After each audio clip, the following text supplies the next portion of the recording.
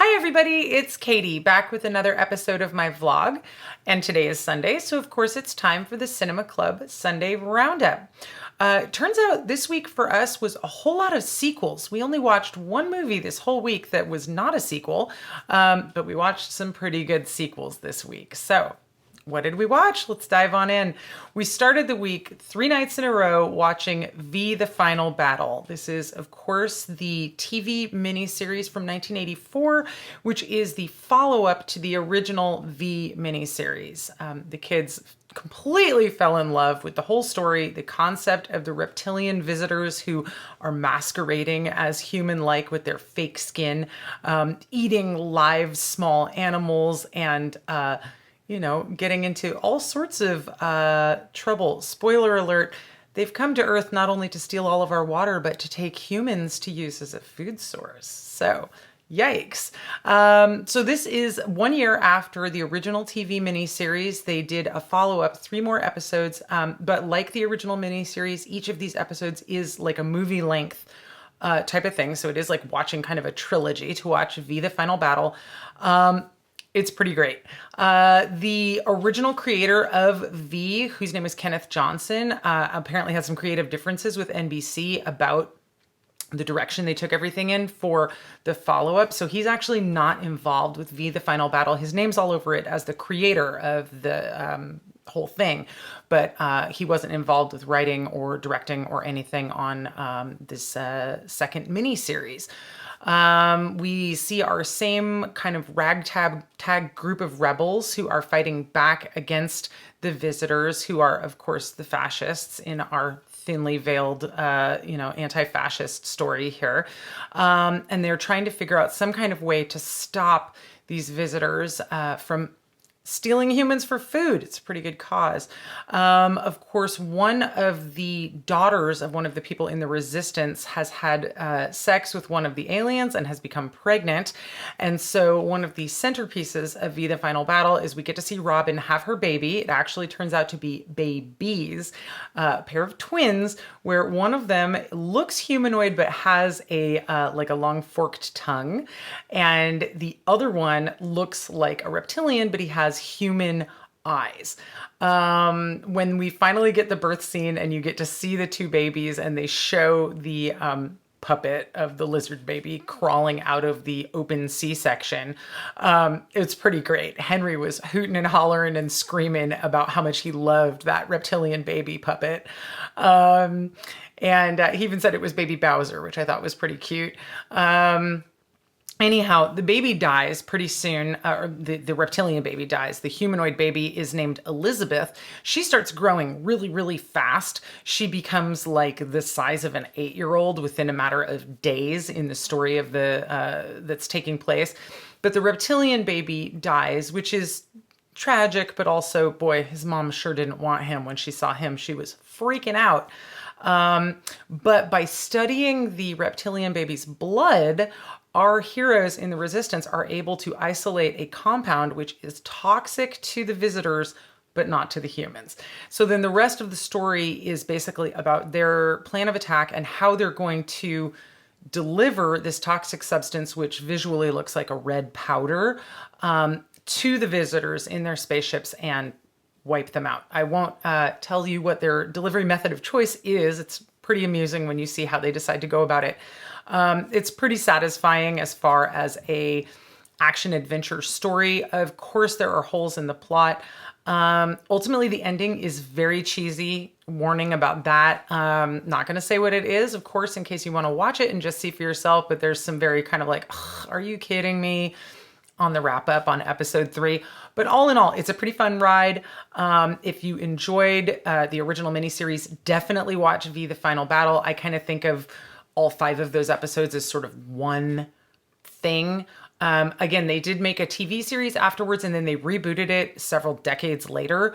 I wouldn't recommend watching any of that stuff, but if you just want to stick with those 5 initial episodes, it's pretty great, pretty fun, weird science fiction story. We had a ton of fun watching it. The kids absolutely couldn't get enough and everybody wanted to watch them all right in a row. So this totally got in the way of us doing Musical Monday this last week. So we didn't watch West Side Story. So that's going to be coming up next week.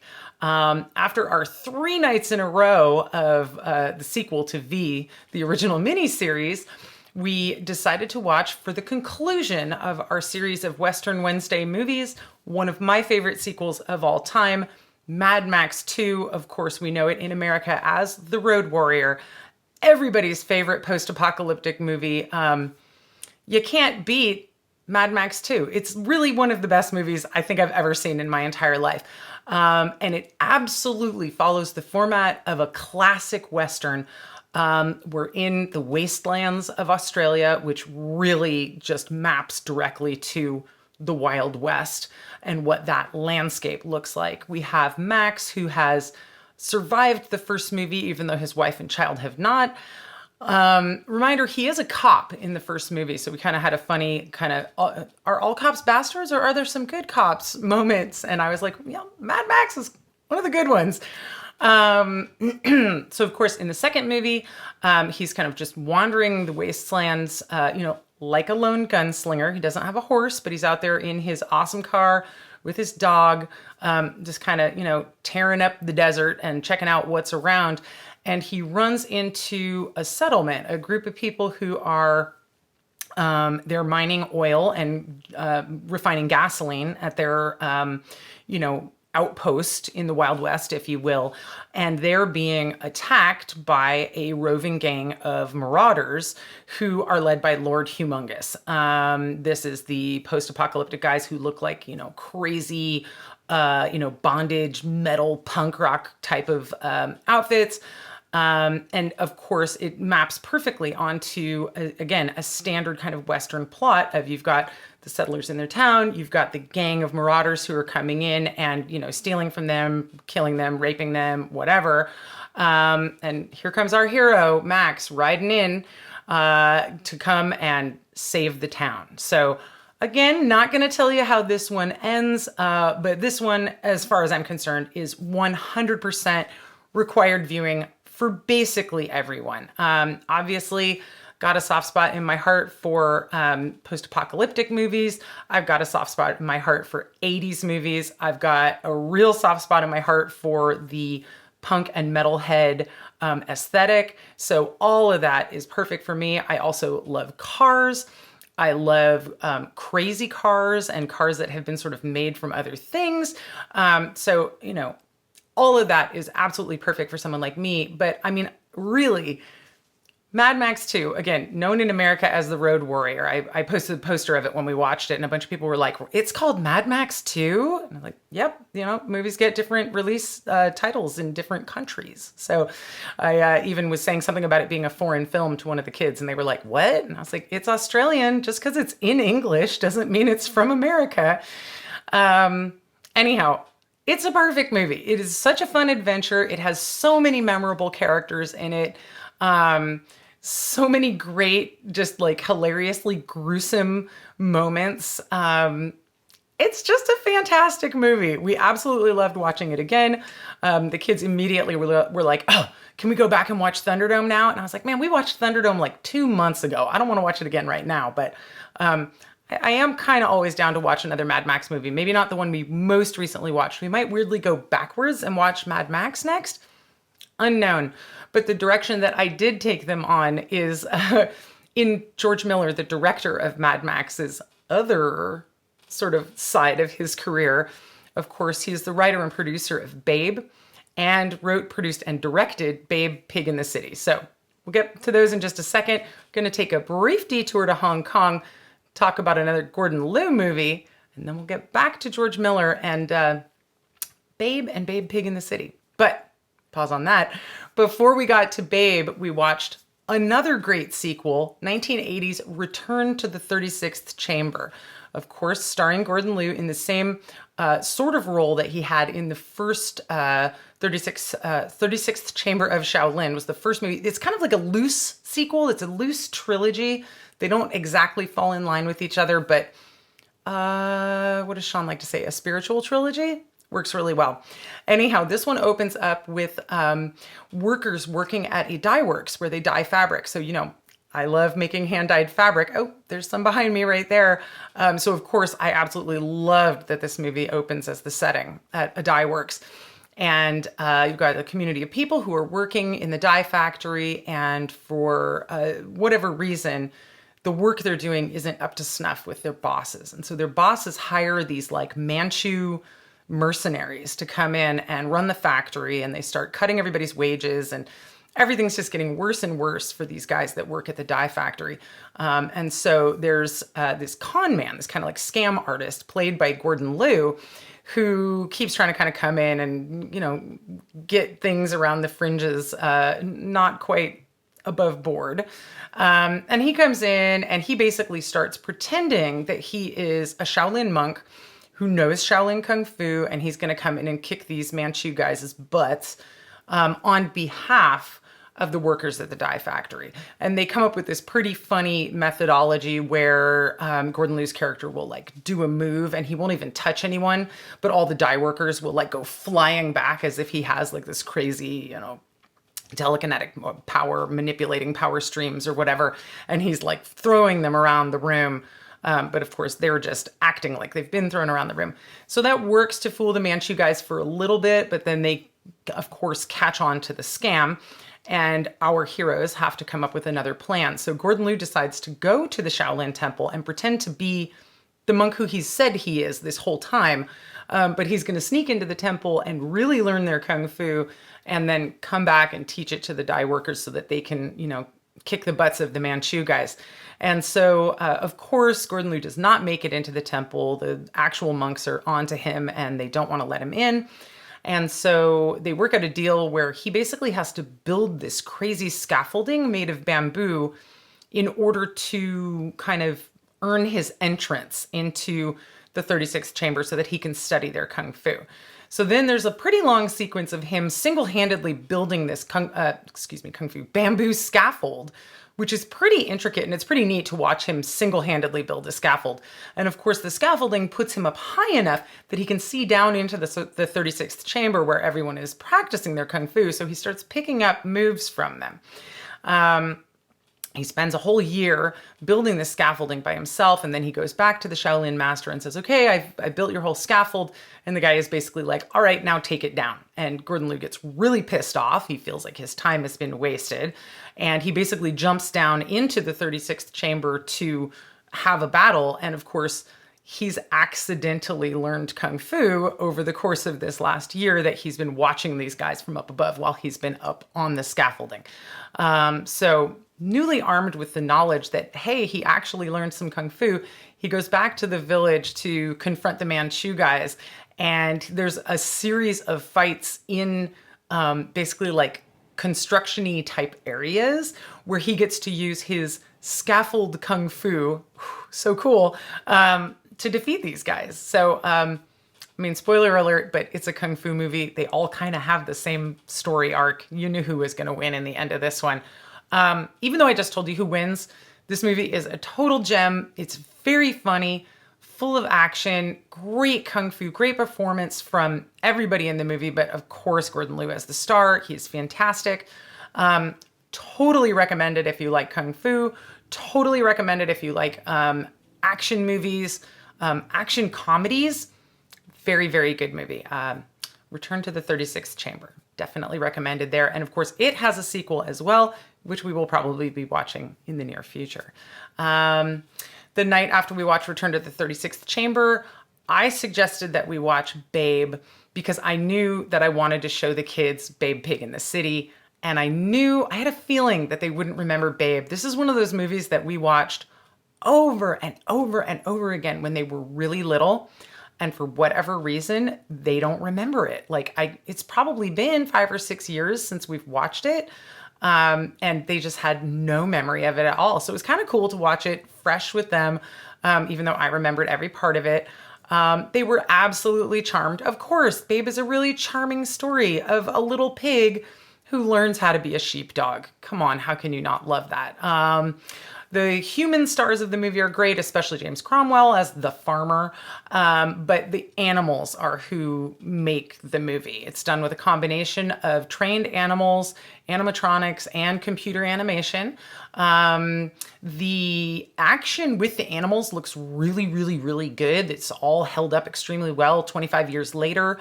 The kids were laughing about the voice actors for the animals. They did not like the voice acting on the animals. I thought they had some pretty good voice actors, but the kids were pretty distracted by it. And the one downside of watching both Babe and Babe Pig in the City is this convention that both movies have of sort of playing out as if they're storybooks with chapters. So there's little chapter headings that interrupt the movie throughout. And then the chapter heading is read to you by these obnoxious mice that are in the movie. They're not really in the movie. They're in the movie as this kind of bridging, sort of singing, almost narrating characters. They're totally distracting. They totally take away from the movie from both movies. If I had my way, they would be absolutely cut out of both movies. There's no point. And I asked Sean, what do you think the point is? And he was like, it's to capture the attention of the, people who are like less than 7 years old. And I was like, okay, you got a point there. But I think ultimately Babe, and especially its sequel, which is considerably darker, aren't actually that appropriate for kids under age 7. Obviously, I showed it to my kids when they were younger, but I feel like the age range for those movies is like a solid 7 to 12 or so. And the under 7 set really, you don't need to put those dumb mice in there just to entertain them. I don't know. The mice are awful. And the rest of the movie is so good compared to the stupid singing mice. It really makes you wonder who called the shots on that one. But oh well, you can't have everything you want, right? Other than the obnoxious singing mice, Babe is an absolute gem of a movie. It's totally heartwarming. It makes me cry every time I watch it. It's really sweet. It's really well told. It's really well acted. And the kind of fantasy world of the idyllic throwback farm, even though it definitely takes place at the end of the 20th century, it's pretty charming. And it leads really well into its sequel, Babe Pig in the City. So Babe came out in 1995. Babe Pig in the City came out in 1998. The second movie is written, produced, directed, all by George Miller, again, of Mad Max fame. And it really shows. My buddy Tim Goodyear, when I said we were watching Babe Pig in the City, he said, Mad Max 3.5. And I was like, yep, that's exactly what this movie is. So if for whatever reason you are a Mad Max fan and have watched all of those movies and you've never seen the two Babe movies, I'm going to recommend that you watch them. And I'm going to recommend that you watch the first one because it does give you the backstory of Babe and what his deal is as a pig, but it's actually not necessary to get the second movie. And the second movie, I feel like, is the stronger George Miller outing of the two of them. I don't know if it's the stronger of the two movies. I like it better, but they're very different films. In the second movie, Babe, the farmer has been injured and they're going to lose the farm. And so the farmer's wife realizes that if she takes Babe to a sheepdog trial somewhere and does a performance, they're going to get enough money to save the farm. So she sets out with Babe. They are going to go on 2 flights. It's like they have to take 2 flights to get to wherever they're going, and they take one of the flights, and then a drug-sniffing dog at the airport basically causes a huge fuss and makes the police think that Babe's carrier is full of drugs. And so they miss their second flight. They're stuck in this city that they've never been in before, that they don't know anyone in. And they just have to stay there for a couple days before they can go back home and possibly share the bad news that they're going to lose the farm. Of course, while the farmer's wife and the pig are in the big city, a bunch of different things occur. The two of them get separated from each other, and Babe falls in with this kind of ragtag group of orphan animals who don't have anyone to look after them. And a pretty charming, heartwarming, but also pretty dark and a little bit scary adventure happens with Babe and his new animal friends that he's met in the city. The city itself is just called Metropolis, and whenever they show it, it's like every big city ever all mixed together. There's a couple of different shots where Babe looks out of the hotel window where he's staying at the skyline of Metropolis, and it's like there's the Statue of Liberty next to the Eiffel Tower, next to the Golden Gate Bridge, next to the Sydney Opera House, next to the Empire State Building. It's just icons of every big city in the world all kind of smooshed together. I was explaining to the kids it could possibly take place in Las Vegas, and that's just the strip with all those casinos that have duplicates of these other world monuments. But it's pretty cute, iconically. I enjoyed it quite a bit. And I will say there is a scene kind of later on in the movie where the farmer's wife winds up, she's hooked to the ceiling by basically a bungee cord, and she's kind of flying around in this room, kind of bouncing from side to side and flying up the walls and moving around in this big circle. And Sean leans over to me and goes, "It's Thunderdome." And I was like, it really is. So again, if you're a Mad Max fan and you've never seen Babe or Babe Pig in the City, I really, really encourage you to watch both movies, but at least watch Pig in the City and tell me what you think about it. Tell me if you feel like, if you agree with Tim that it's Mad Max 3.5, because I really feel like it fits right in there with the other ones. If you can kind of, it's like, maybe you don't love the post-apocalyptic, maybe you don't love like car-based, maybe you want cute talking animals instead. Babe Pig in the City. That's going to be your number right there. So I also did note that in Mad Max, Max has a dog who he calls Dog. And in the two Babe movies, the farmer calls Babe Pig. And this led me to wonder if George Miller has a cat named Cat, or is it just the greatest naming convention ever for animals to just call the animal by what sort of animal it is? Probably. All right, that's it for this week on our Cinema Club Sunday Roundup. I don't know what's going down for next week. I know we are going to watch West Side Story on Monday for Musical Monday. But other than that, I'm not sure what we're going to watch. Honestly, it's probably going to be a low movie week this week because I went and bought myself a Nintendo Switch and it's getting here today. And I'm really excited to play Mario Kart and Mario Party with Sean. And we'll probably spend a lot of our week playing video games instead of watching movies because I haven't had my own Nintendo in decades. And the kids have been nice enough to let me play multiplayer games with them on their systems, but they're kind of over it at this point. So the adults in the house decided, all right, we're going to go ahead and just buy our own Nintendo and play our own games and have our own video game time. So who knows how many movies we're going to watch next week? We'll see. You guys will have to tune in next week and find out. Meanwhile, of course, I will be back in a couple days with my midweek vlog update. Until then, thanks for watching and take care and stay safe out there. Bye-bye.